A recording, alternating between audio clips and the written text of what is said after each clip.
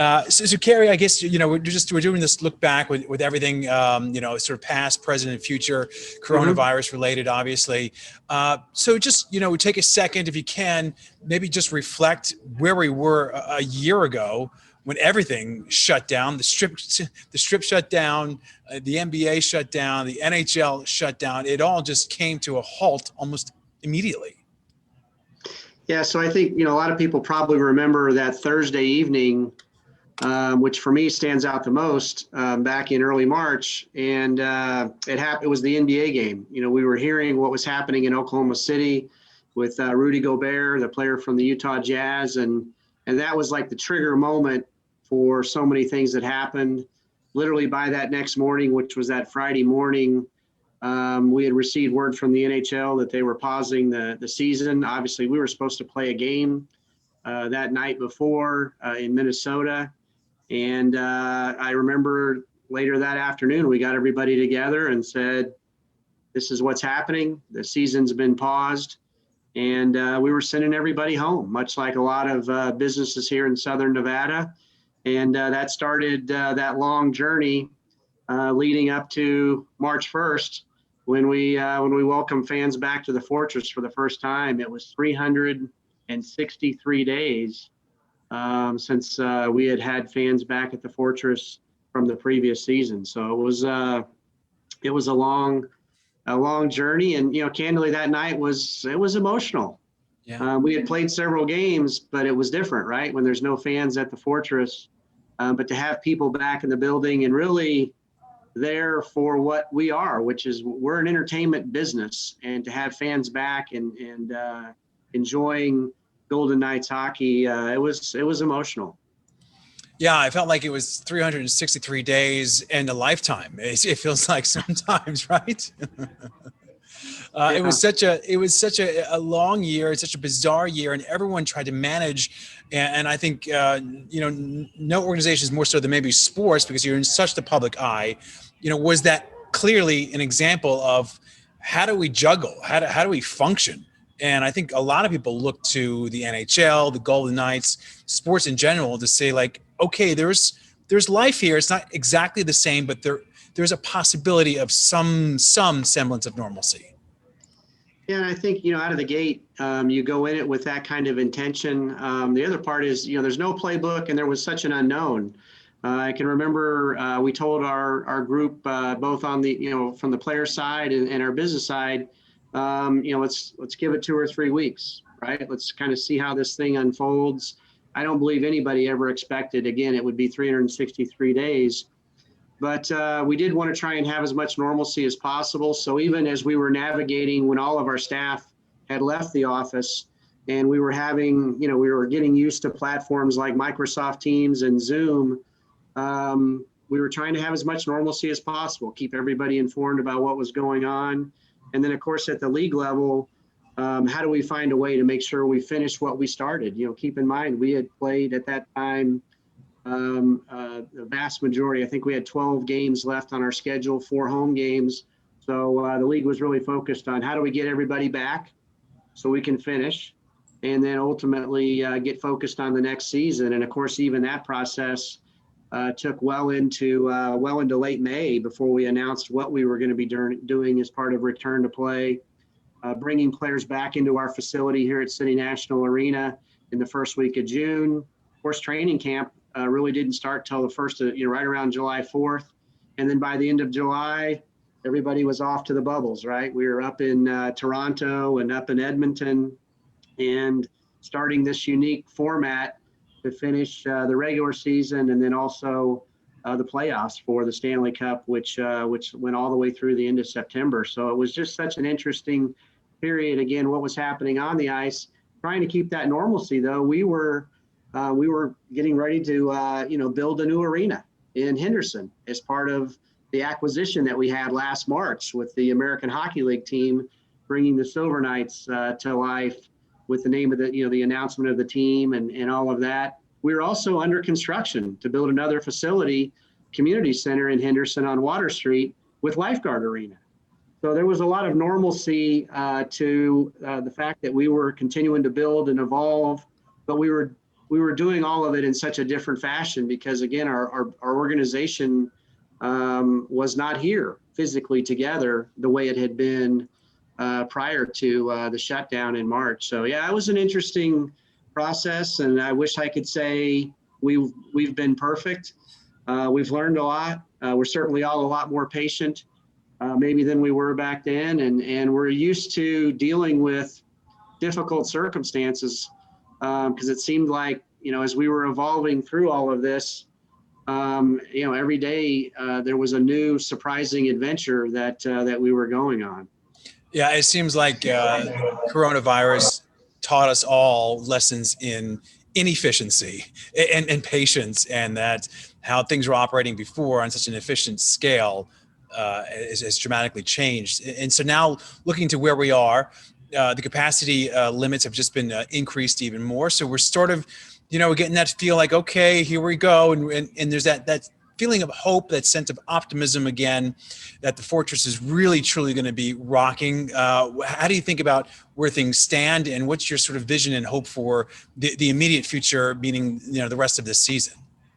Yeah, no, that's the part that gets us excited. It certainly makes it easier to get out of bed in the morning knowing that we are moving forward. There's light at the end of the proverbial tunnel, and that part has been real exciting. We went through a process in late February to work with our partners at the state and the county and the Department of Business and Industry and the Southern Nevada Health District to open the doors again and bring fans back into T-Mobile and do it in a safe and efficient way, making sure that we were socially distanced and the pods of 2, 4, and 6, and the process of how fans would do a self-check to make sure that they were feeling well. And so all of that we were able to submit.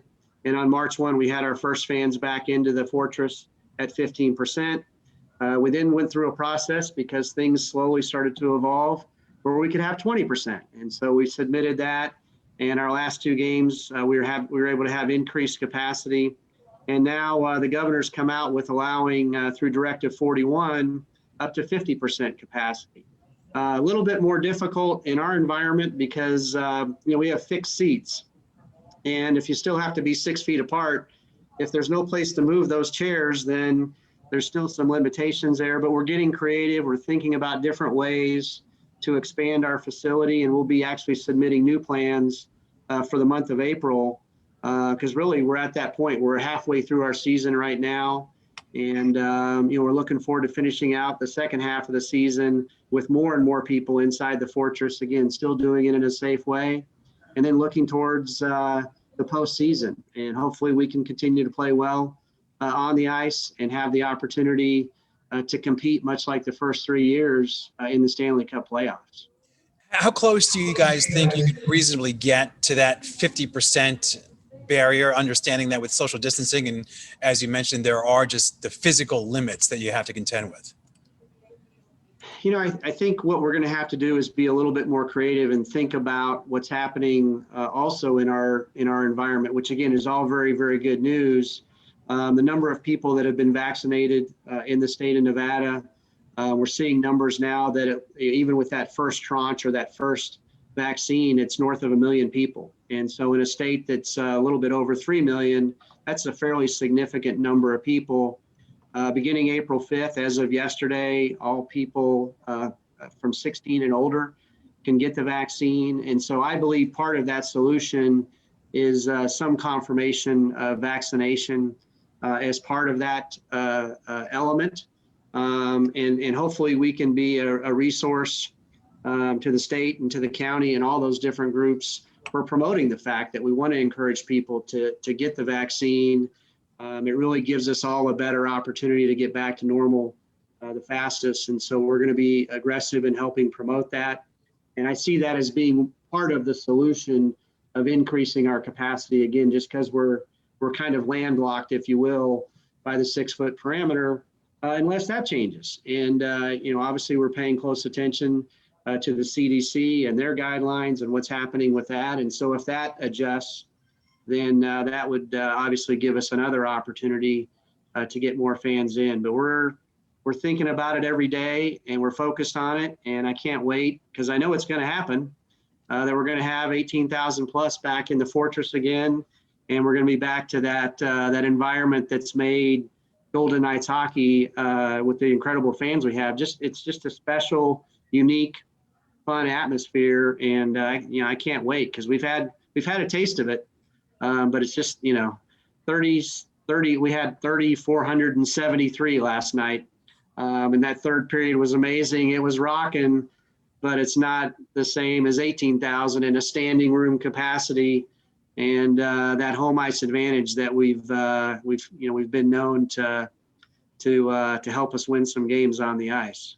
Yeah, and just the short time that you guys have existed, you've carved out an identity for yourselves, but also a way to help Las Vegas identify with itself to the nation, really, and it's been remarkable. Going back to what you were saying just earlier, like I was watching, I think the Mets and the Nationals game today, and I heard the announcers talking about with the Mets and their stadium, what they're doing is they're requiring.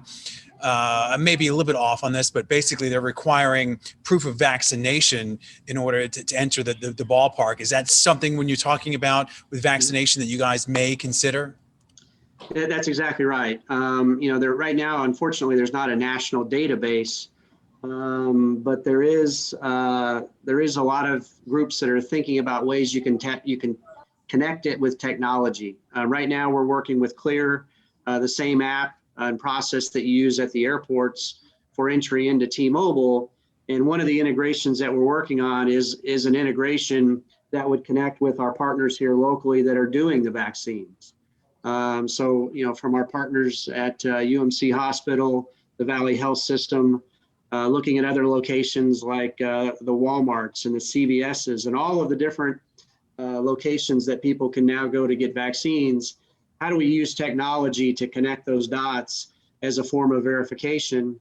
But everybody is getting the actual vaccine card. So that is another more of a hard copy version of how people can verify that they've had the vaccine. So it's another opportunity that we're looking at that we think, again, will be an important tool as we look forward to having more capacity as we get more and more people vaccinated. And again, on April 5th, just want to encourage people to get out there and get those appointments set because again, we think that's an important thing for our community to move forward.